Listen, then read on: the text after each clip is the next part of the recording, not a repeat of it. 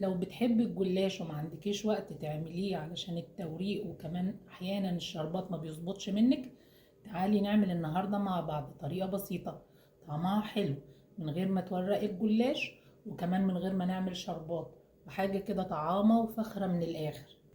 العمل الحلو بتاعنا هنحتاج لفه من الجلاش بالشكل ده.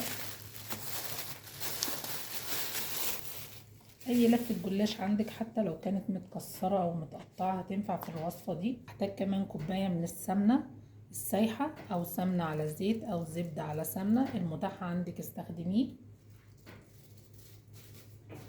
هدهن في الاول الصينيه بتاعتي بالسمنه كده بالشكل ده. هقطع لفه الجلاش بالشكل ده. بعد ما خلصت تقطيع الجلاش بالشكل ده، هجيب الصينيه اللي دهنتها سمنه وابدا ارصها فيه. هرص الجلاش بالشكل ده. بعد ما رصيت الجلاش كله بالشكل ده، الف ورقة الجلاش الباقية بالشكل ده واحطها ما بين لفات الجلاش. اجيب كوباية السمنة السايحة بتاعتي وابدأ ادهن بيها لفات الجلاش بالشكل ده، بحيث ان السمنة تدخل ما بين الطبقات بتاعتها علشان تورق معايا وتطلع مستوية وطعمها حلو ومقرمشة. اتأكدت كده ان كل لفات الجلاش اللي عملتها شربت من السمنة كويس بالشكل ده. هدخلها على الفرن درجة حرارة 200 لمدة تلت ساعة علشان تاخد اللون الذهبي الحلو. في أثناء ما الجلاش بيتحمر في الفرن هنعمل الصوص بتاعه اللي هنسقيه بيه.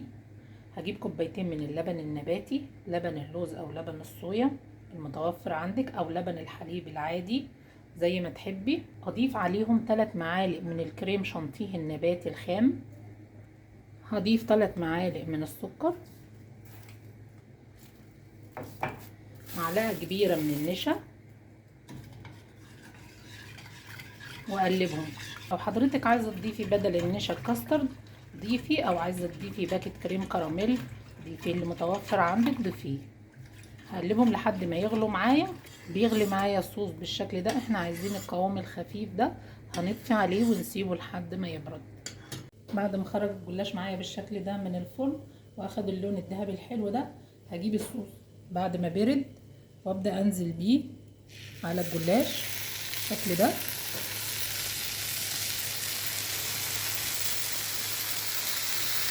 سيب الجلاش يبرد خالص ويتشرب كل الصوص ده وبعدين نقدمه. هندلع نفسنا جنب الحلو بتاعنا بشوية عصير كده حلوين. دي كوباية من عصير البرتقال على الجزر المركز كنا مفرزينه قبل كده. حبة من الموز،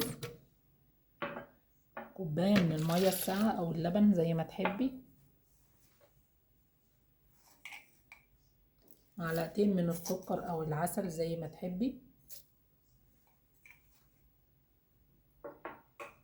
هضرب المشروب بتاعي في الخلاط وكده العصير بتاعنا بقى جاهز.